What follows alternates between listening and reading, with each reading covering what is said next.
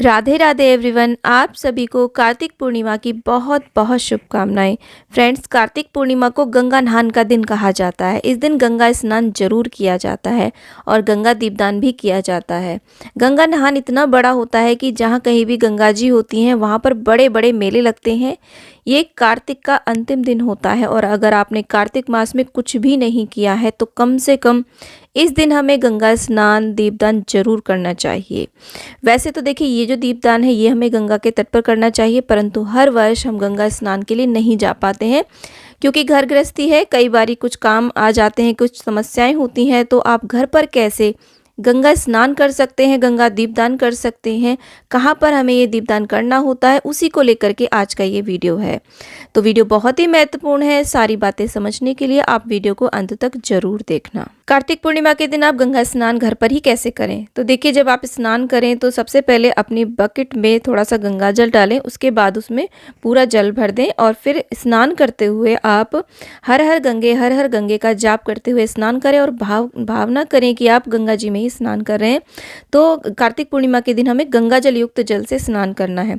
उसके बाद में हम जहाँ पर भी गंगा का दीपदान करेंगे वहाँ पर अच्छे से साफ सफाई करके ऐसे हमें चौक बनाना है। आटे से, हल्दी से आप चौक बना सकते हैं, आप गेरू खड़िया से भी चौक बना सकते हैं। तो जैसा भी चौक आता हो वैसा आप पूर ले।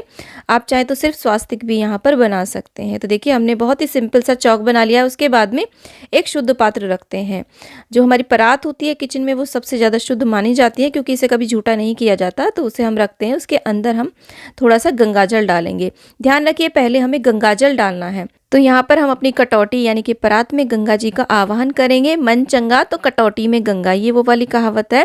थोड़ा सा गंगाजल डालें, फिर उसमें शुद्ध जल डालें। जो भी घर में पीने का जल है वो शुद्ध डाल करके इसे हम भर लेंगे। ये पूजन आप किसी भी खुले स्थान पर, छत पर, बैल्कनी में, आंगन में कर सकते हैं और नहीं तो आप चाहें तो अपने पूजा स्थल के सामने भी ये पूजन कर सकते हैं।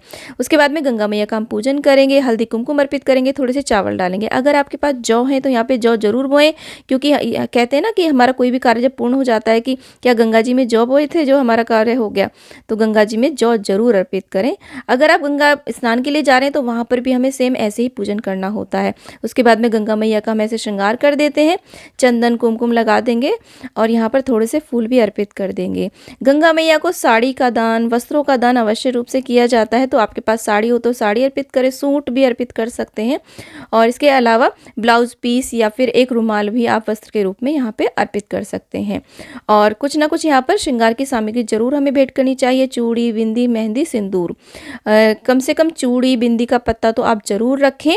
तो इसे हम गंगा मैया को समर्पित कर देंगे। उसके बाद में गंगा मैया पर दीपदान हमें करना है। तो दीपदान के लिए हम यहाँ पर देखिए पीपल के पत्ते ले रहे हैं। 5 दीपक मैं यहाँ पे जला के दिखा रही हूँ। आप जितने चाहें उतने दीपक जला सकते हैं। दीपक देसी घी के या फिर तिल के तेल के आप जला सकते हैं। दियों का ऐसे हम पूजन कर लेंगे। कोई भी शुभ पत्ते जैसे कि पान का पत्ता है, केले का है, जो भी तैर सके उसके ऊपर आप इस दीपदान को कर सकते हैं। टीका करने के बाद में अक्षत अर्पित कर दें। कुछ ना कुछ भोग, आप चीनी आदि का भोग जरूर लगा दें, फूल अर्पित कर दें। तो ऐसे हमारे दिए तैयार हो गए। उसके बाद में हम दिए जला देते हैं और इस प्रकार से गंगा मैया को हम समर्पित करते हुए एक एक दिया गंगा मैया में ऐसे रख करके हमें हाथों से उन्हें इस तरीके से लहरा देना चाहिए, ऐसे बहा देना चाहिए। तो बहुत ही शुभ रहता है। तो सारे दिए हम ऐसे एक एक करके गंगा मैया में छोड़ देंगे। अगर आप गंगा जी के पास जा रहे हैं तो वहाँ पर भी हमें सेम इसी विधि से गंगा दीपदान करना चाहिए जैसे हम घर पर कर रहे हैं।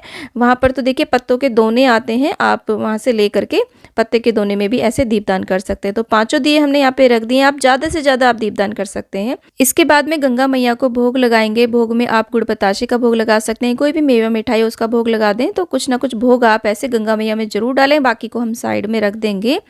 और आप किसी भी मेवा मिठाई का भी भोग लगा सकते हैं। ऋतुफल का भोग लगाएं। ऋतुफल में कोई भी फल हो या फिर आज के दिन देखिए सिंगाड़ा, शकरकंद और गन्ने का भोग जरूर लगाया जाता है। कुछ ना कुछ दक्षिणा जरूर समर्पित करें और एक सिक्का आप गंगा मैया में जरूर डालें, ये बहुत ही शुभ रहता है। और बाकी दक्षिणा को हम साइड में रख देंगे। उसके बाद में गंगा मैया को हम ऐसे धूप दिखा देंगे। तो अगर आप गंगा के तट पे जा रहे हैं तो गंगा जी में आपको मछलियों के लिए खाना जरूर डालना चाहिए और गंगा गंगा के किनारे हमें सत्यनारायण भगवान की कथा सुनने का बहुत ज़्यादा महत्व होता है। तो आप यहाँ पर एक जल का लोटा भरें और उसके बाद में हाथ में अक्षत पुष्प लेकर के ऐसे कहानी जरूर सुने। सत्यनारायण भगवान की आप कथा सुन सकते हैं या फिर गंगा स्नान की कथा भी आप सुन सकते हैं। उसके बाद में हम फूलों को गंगा मैया में छोड़ देंगे और कपूर से आरती करेंगे। आप चाहें तो यहाँ पर दीप से भी आरती कर सकते हैं। गंगा मैया की आरती बहुत ही विशेष होती है, तो गंगा मैया की आप आरती करें। इस प्रकार से पूजन करने के बाद में हम हाथ जोड़ करके पूजा में रही कमियों के लिए क्षमा याचना करेंगे और अपनी मनोकामना पूर्ति के लिए गंगा मैया से प्रार्थना करेंगे। तो ऐसे पूजन के बाद में जो भी भोग हमने यहाँ पे अर्पित करा है उसे आप प्रसाद के रूप में बांट दें, और जो भी हमने दान दक्षिणा निकाली है इसे आप अपने मान दान को दान कर सकते हैं या फिर पंडित जी को भी आप दान कर सकते हैं, मंदिर में भी दे सकते हैं या फिर किसी भी ज़रूरतमंद को आप इस दान दक्षिणा को दे सकते हैं। और जल के लोटे को आप पौधों में सींच सकते हैं। जब ये दीपक शांत हो जाए तब हम गंगा मैया का विसर्जन करेंगे। आप इस जल को किसी भी पौधे में सींच सकते हैं।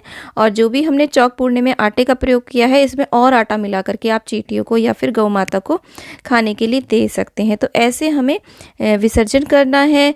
तो फ्रेंड्स आप यहाँ पर चाहें तो 365 बाती के दीपक का भी दान कर सकते हैं। 365 बाती का दिया कैसे बनाया जाता है और कहाँ कहाँ लगाया जाता है इसका वीडियो ऑलरेडी चैनल पे आ चुका है, आप वहाँ से देख सकते हैं। तो अब जानते हैं कि ये दीपदान हमें कब करना है। तो वर्ष 2023 में कार्तिक पूर्णिमा 2 दिन है, 26 नवंबर और 27 नवंबर।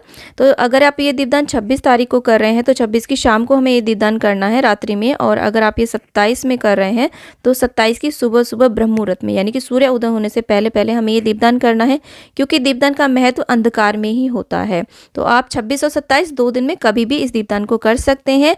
और गंगा जी में जो सिक्का हमने डाला ना इसे भी आप दक्षिणा के साथ मिला करके दान कर सकते हैं। तो फ्रेंड्स ऐसे आप घर पर ही गंगा स्नान कर सकते हैं, घर पर ही गंगा का दीपदान कर सकते हैं। आप सभी को कार्तिक पूर्णिमा की एक बार फिर से ढेरों शुभकामनाएं। उम्मीद करती हूँ कि ये वीडियो आपके लिए बहुत ही यूजफुल रहा होगा। वीडियो थोड़ा भी यूजफुल लगा तो प्लीज़ वीडियो को लाइक शेयर, चैनल को जरूर सब्सक्राइब करें और कमेंट बॉक्स में गंगा मैया की जय आप अवश्य लिखें। फ्रेंड्स मिलती हूँ नेक्स्ट वीडियो में, तब तक के लिए हरे कृष्णा, राधे राधे, जय हो गंगे मैया की।